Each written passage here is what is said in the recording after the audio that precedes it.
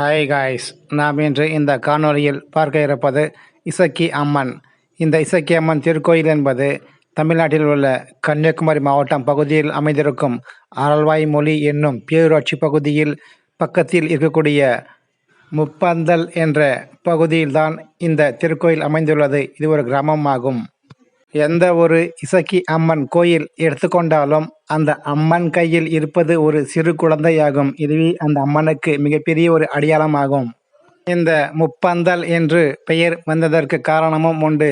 ஒரு காலத்தில் அவை மூதாட்டி அவர்கள் மூவேந்தர்கள் சொல்லக்கூடிய சேர சோழ பாண்டிய ஆகிய மன்னர்களுக்கு இடையே உள்ள வேற்றுமை கழித்து ஒற்றுமையை உண்டாக்குவதற்காக அவர்களை இந்த பகுதியில் அழைத்து தனித்தனியாக 3 பந்தல்களை அமைக்கப்பட்டதாக சொல்லப்படுகிறது.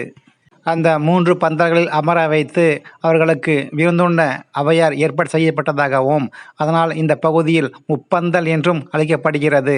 அந்த முப்பந்தல் பகுதியில் மன்னர்களுடைய வேற்றுமை களைந்து ஒற்றுமை உண்டானதாகவும் நம்பப்படுகிறது. இங்கு தமிழுக்கு முக்கியத்துவம் கொடுத்து அந்த மன்னர்களுக்கு இடையே இருந்த வேற்றுமை களைக்கப்பட்டு ஒற்றுமையை ஏற்படுத்திய இந்த பகுதியே இன்று முப்பந்தல் பகுதி என்றும் அழைக்கப்பட்டு வருகிறது.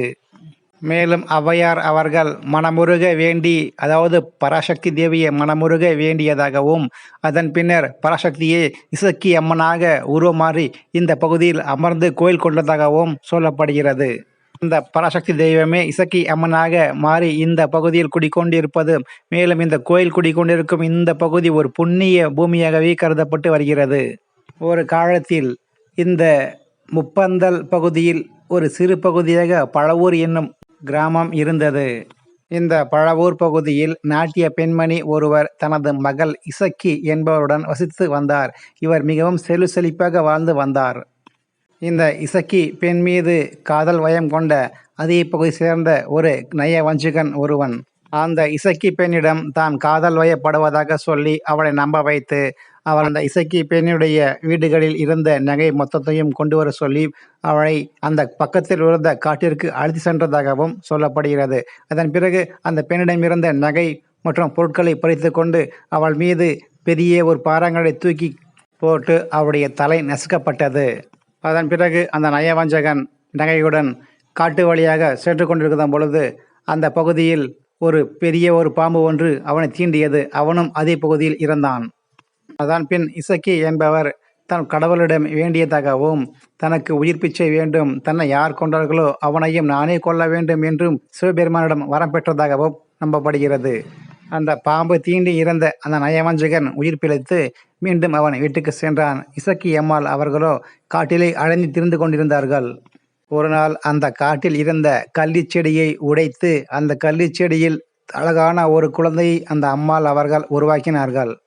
அந்த குழந்தையை தன்னுடைய இடுப்பில் வைத்துக்கொண்டு ஊருக்கு சென்று தன்னையும் தன் குழந்தையும் ஏமாற்றிய அந்த கையவாஞ்சகனை தன்னையும் தன் குழந்தையும் ஏற்றுக்கொள்ளுமாறு பஞ்சாயத்தாரிடம் கூறினார். அங்கு நடந்து கொண்டிருந்த பஞ்சாயத்துக்கு வந்த அந்த கையவாஞ்சகன், இந்த பெண் யாரென்று தெரியாது, அந்த குழந்தை என்னுடையது அல்ல என்றும் வாதாடினான். ஒரு கட்டத்தில் அந்த இடுப்பில் இருந்த குழந்தையை இசக்கி அவர்கள் கீழிறக்கி விட்டார். அந்த குழந்தை நேராக நயவஞ்சகன் அருகே சென்று அப்பா என்று அழைத்தது. இதை கண்ட பஞ்சாயத்தாரர்கள், குழந்தை பொய் சொல்லாது, நீ ஏமாற்றுகிறாய் என்று கூறி நீங்கள் இருவரும் பேசி ஒரு முடிவுக்கு வர வேண்டும் என்று சொல்லி அவர்கள் இருவரையும் ஒரு அறையில் பூட்டி வைக்கப்பட்டார்கள். இதற்காகவே காத்திருந்த அந்த இசக்கி அம்மன் அவர்கள் விஸ்வரூபம் எடுத்து அந்த நயவஞ்சகனை கொன்று தன்னுடைய பழியை தீர்த்து கொண்டார். அதன் பிறகு அந்த பல ஊரை விட்டு மேற்கு நோக்கி நடந்தார். அப்பொழுதுதான் ஔவையார் அவர்கள் மூவேந்தர்களுடன் அந்த முப்பந்தலில் அமர்ந்து பேசிக்கொண்டு இருந்தார். அவ்வழியாக சென்று கொண்டிருந்த இசக்கியை கண்டதும் ஔவையார் அவர்கள் அவரை அழைத்து, நீ செல்ல வேண்டிய இடம் அது ஆகாது, இந்த பகுதிதான், நீ இங்கேயே குடிக்கொண்டு இருக்க வேண்டும், இதுதான் உனக்காக இருக்கக்கூடிய பகுதி, இதுதான் உன்னுடைய புண்ணிய பகுதி என்றும் சொன்னார். அதற்கு செவி கொடுத்த இசக்கி அம்மாள் அவர்களும் ஔவையாரின் வேண்டுதலை ஏற்று இந்த பகுதியிலே குடிக்கொண்டார். இதை அனைத்தையும் கைலாயில் இருந்து பார்த்து கொண்டிருந்த சிவபெருமான் அவர்கள் பராசக்தியை நோக்கி, அந்த இசக்கிக்கு உன்னுடைய சக்தியை அளிப்பாயாக என்று கூறினார். உடனே பராசக்தி அம்மன் அவர்களும் இசக்கி அம்மாளுக்கு தன்னுடைய முழு சக்தியும் அளித்து இந்த பகுதியிலே குடிக்கொண்ட அருள் புரிந்தார். அன்று முதல் இந்த ஊரை காக்கும் தெய்வமாக மாறினார் இந்த இசக்கி அம்மன் அவர்கள்.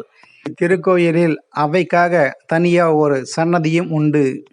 மேலும் மக்களுடைய பிணிகளை போக்குவதற்கும் மக்களுடைய கோரிக்கைகளை போக்குவதற்கும் இத்திருக்கோயில் மிகவும் ஒரு பிரசித்தி பெற்ற கோயிலாக பார்க்கப்படுகிறது. குறிப்பாக குழந்தை பேறுகளுக்கு இந்த கோயில் தான் அற்புதமான ஒரு கோயிலாகும். குழந்தை இல்ல தம்பதிகள் இத்திருக்கோயிலுக்கு வந்து வேண்டினால் நிச்சயமாக குழந்தை பிறக்கும் என்பது ஐதீகமாக பார்க்கப்படுகிறது. திருக்கோயிலுக்கு வரும் பக்தர்களுக்கு தினமும் அன்னதானமும் வழங்கப்பட்டு வருவது சிறப்பு. பை மோட் இது ஆன்லைனில் பொருட்களை வாங்கும் ஒரு ஆப் ஆகும். இந்த ஆப்பை பயன்படுத்தி தங்களுடைய வீடுகளுக்கு தேவையான அனைத்து வகையான மளிகை பொருட்களையும் ஆர்டர் செய்து பெற்றுக்கொள்ளலாம். மேலும் இந்த சேனலுக்கு நீங்கள் புதிய நபராக இருந்தால் இந்த சேனலை சப்ஸ்கிரைப் பண்ணுங்க, லைக், ஷேர் மற்றும் கமெண்ட்ஸ் பண்ணுங்க. இந்த காணொளி கண்ட அனைவருக்கும் நன்றிகள் கோடி.